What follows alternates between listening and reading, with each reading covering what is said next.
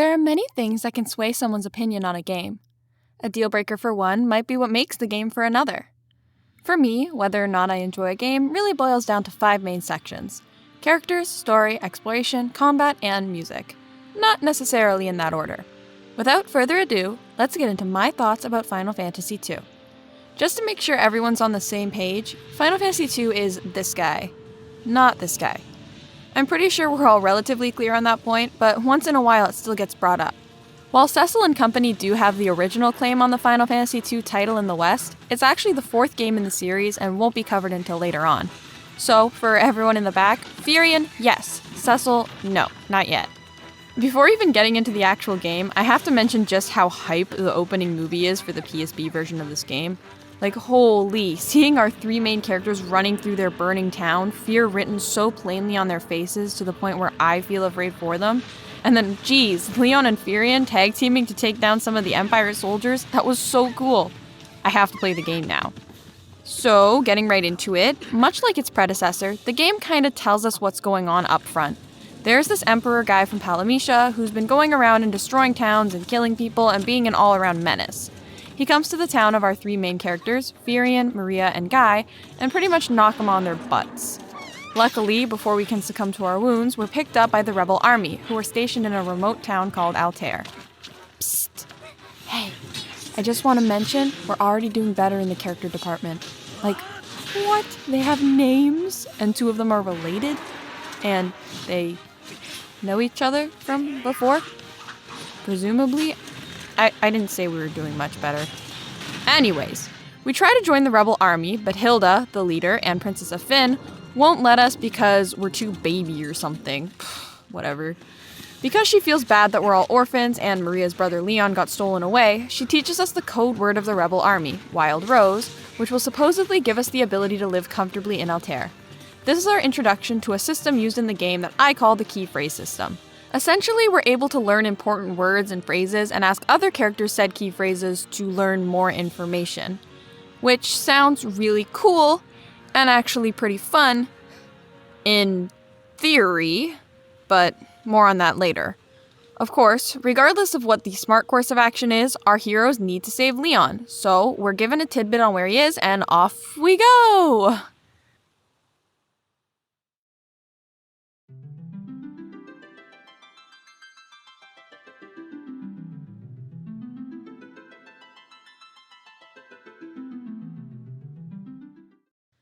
So in a very Final Fantasy-like fashion, this game's combat is quite different from its predecessor. It's the same in terms of being turn-based and such, however, rather than each character being a specific class and specializing in one particular thing, each character is capable of mastering everything. And repetition is the breeding grounds of success. So, essentially in order to level up our skills, we need to do the things a lot. The best comparison I could think of is Rune Factory, and while that system works well in a farming game, I feel it leaves something to be desired in a Final Fantasy game. While my strategy in Final Fantasy I generally revolved around being able to take out enemies as quickly as possible with as little MP as possible, so as to save powerful spells and items for bosses, this strategy doesn't work in this game. The first level of the spells are absolute garbage, and it takes time, and guess what, the MP to use those spells, to make them half decent.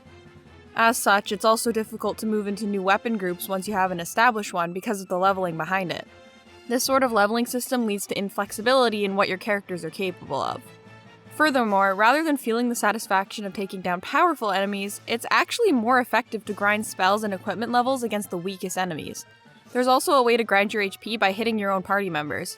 So yes, Hilda did just see Guy whacking Maria with his giant axe just outside Altair to level up her HP. It did in fact happen. In conclusion, I do enjoy the novelty of the new battle system, and I don't hate it as much as others in the community do, but its grinding nature makes it pretty redundant and not as fun as it sounds conceptually. In this game, the whole game is rather roundabout. We usually set off from Altair to do a thing, and then come back to Altair to get information to do the next thing. The very first place we go to is Fynn, which was the main base of the rebel army but has since been taken over by the Empire. There we meet Scott, the Prince of Kashuan. He is severely wounded and tells us to deliver some messages to both his brother and the king, who is Hilda's father, and then he tells us he hasn't seen Leon, and then he gives us his ring and he dies. Which, happens a lot in this game, but let's not dwell on that. So we bring the ring back to Hilda, and she tells us that we are now cool enough to do real rebel stuff. So our first mission is to source out a guy named Joseph so he can source out some mithril. Hilda tells us to take Minwu the White Wizard with us to help us out, and with that we receive our first fourth party member. Yes, I said first, because the fourth party member in this game is actually a revolving door. So we get to Salaman to talk to Joseph, but he doesn't trust us, so he sends us to save some people from Summit Falls to prove that we're trustworthy. And now that we've been to one dungeon, and I have re-experienced it, I can talk about the absolute dog shit mechanic that many of these dungeons have. Essentially, there are these empty rooms that have a very, very high encounter rate inside them, and the enemies in them are always really strong. Essentially, you're forced to do at least one battle in these damn rooms, and the so-called level design of the dungeon is to line up 3 or 4 or 5 of these doors in a row, and you just have to keep going in them to guess which one is right. Yeah, it is not enjoyable at all, and it's actually one of my least favorite things in the game.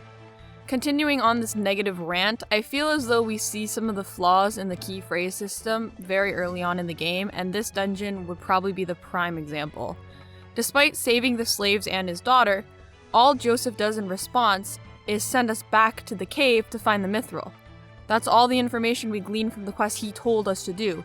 We go there, and then we have to go back to where we were. And he doesn't even respond to the Wild Rose prompt anymore, he just gives us like the aggravating question mark above his head. I will give him credit that he tells us about Sid when asked about the airships, but we're only able to unlock the airship prompt from Sid himself. We meet Sid first. So the whole system just seems really redundant and, to be quite frank, pointless. As I mentioned, this game is a lot more of a round trip than Final Fantasy I is, and now is where we really start to see it. After returning to Altair with our mithril, Hilda sends us out to destroy the Dreadnought, a huge warship that people believe will bring about the end times. We fail due to a mysterious figure, no, not that one, named the Dark Knight, not that one either. So we fail and go back to Altair to Hilda.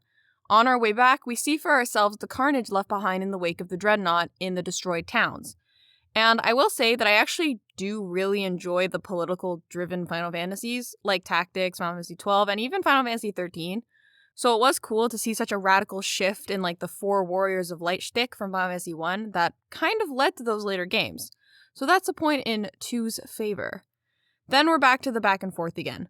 We tell Hilda about our failure, she sends us to talk to Sid about airship weaknesses, which means we have to go back to Hilda, but then we need to go back to Sid to get where we're going, and it's very, very redundant. Eventually we find the cave which has the item we need, the Goddess's Bell, which allows us to find the Sunfire to destroy the Dreadnought, the whole laundry list. Joseph joins as the temporary 4th member for this dungeon. The cavern dungeon is pretty standard until we get to this absolute gem. Guy, speak, beaver. Amazing character development for an equally amazing character. Anyways, we manage to acquire the Goddess's Bell, but Joseph dies, and holy shit, these 4th party members are dropping like flies. Like, I remember liking Joseph the first time I played this game, but I don't remember how I did considering I had him in my party for an hour. Whatever. We report back to Hilda and are sent, surprise surprise, back out the way we came. In Kashuan Keep, we gain our next 4th party member, the cowardly Prince Gordon, brother to Scott, the guy who died way back when. With Gordon's help, we're able to secure the Sunfire, which we use to blow up the Dreadnought. Kaboom! Then our next mission is to bolster our ranks with the help of the Dragoons and their Wyverns, and on our way there, we meet, drumroll please, Best Girl Layla. Yeah, Gordon's gone now.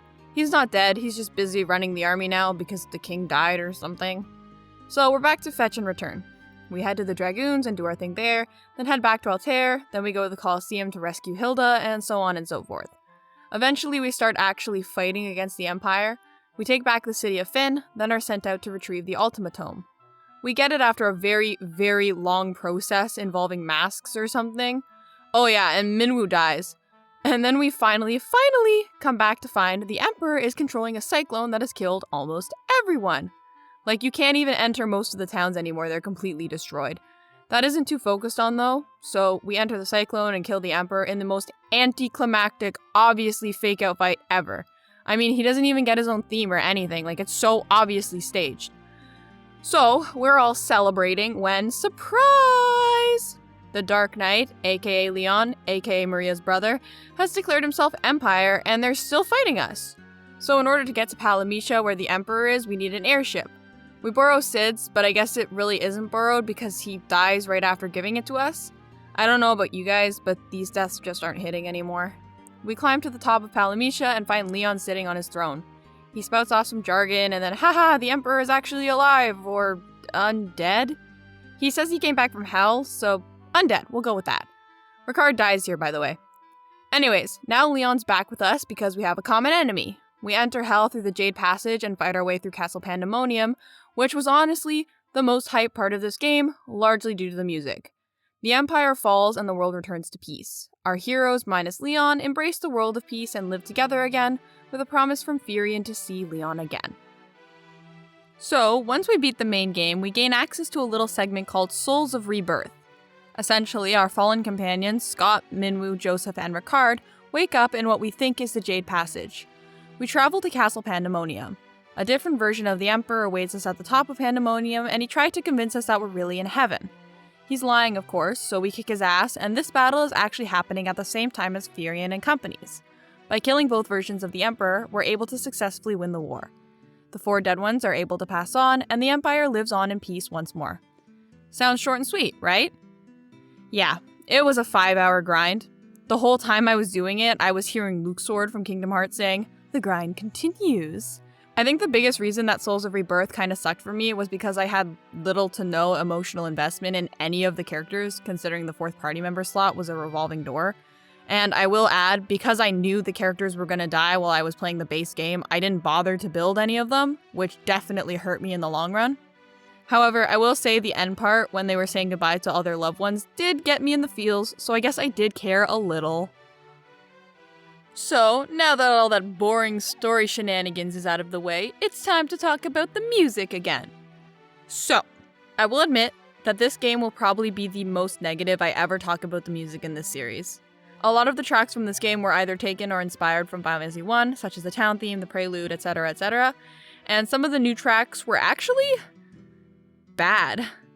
Well, I guess not really bad, but repetitive and dull. The Dreadnought theme and the Chocobo theme in particular. One night I was playing Theater Rhythm Final Bar Line and I groaned when I got to the FF2 Chocobo theme. My brother asked me why, and when I told him the song was bad, he kind of looked a little shocked. Then I actually played the song for him, and he told me it felt incomplete. And that's exactly what it feels like. It's the same handful of notes, over and over and over again. And in comparison to the Chocobo theme I know, it feels pretty empty. The Dreadnought theme is the same. It's very short and repetitive, and honestly, it's just background noise, really. That being said, there are very solid tracks in the game. My 2 favorite are the Overworld theme and the Castle Pandemonium theme. So yeah, there are good tracks. There are good tracks, guys. Random thoughts I had while playing the game. Status ailments are cured after battle, so no more wandering around for items unless you get petrified. Because then you're kind of SOL if you don't have gold needles, because that gets healed by absolutely nothing besides the item. Maria reminds me of Yule. I just think she kind of looks like Yule. Directions are really vague in some instances in this game, especially considering I don't have access to a map, at least that I knew how to open. All the 4th party members kind of suck. It always feels like such a waste of time to actually build them to be good, considering most of them die and the 2 that don't, Layla and Gordon, are basically just glorified targets. Literally, when I was fighting the Roundworm with Ricard and he hit for 200 damage, I was like, oh crap, like he's actually good. And then he got one-tapped in the next turn. The Emperor looks like Dio to me in this one particular shot. I think it might be the smile and the eyebrow. Did they ever explain in any supplementary material how Leon became the Dark Knight? He went missing at the same time as us, so how was he already that high up in the military so early on in the game? Like, has he been holding out on us or something? Was he military before? Like, was there more information on this that I just don't have? Once I had the Blood Sword, it broke the game. I equipped it to Furion, and the rest of the game was a breeze. Like, even the final boss died in like 4 turns. It's actually a crime that Scott wasn't a 4th party member in the base game, but he was an absolute beast, I swear. I know I said we weren't going to talk about Cecil and company, but I do have to talk about the little Easter egg they did with the Dragoon child in Diced. He was named Cain, which for those of you who have played Final Fantasy IV know that the Dragoon character in Final Fantasy IV is also named Cain Highwind. So that was a fun little, haha, look, it's a little reference there. And I enjoyed that. But yeah. In conclusion, there are a lot of things wrong with this game. The key phrase system, the leveling system, the style of exploration all seems tedious and roundabout and boring to me. Despite that, the game has a solid story, and again, it's the very first political Final Fantasy in the series. One thing this game did do for the series was show fans that they weren't afraid to be innovative, to try new things. And that's something that I think makes Final Fantasy what it is now. Every title is unique and special in its own way. And I think that's the best thing for the series. They shouldn't be afraid to take risks and try new things because that's how amazing new games are made. Final Fantasy II isn't widely regarded as a very good game, and if I'm being perfectly honest, it's probably my least favorite Final Fantasy, but it's still important to me and the series as a whole for what it brought to the table.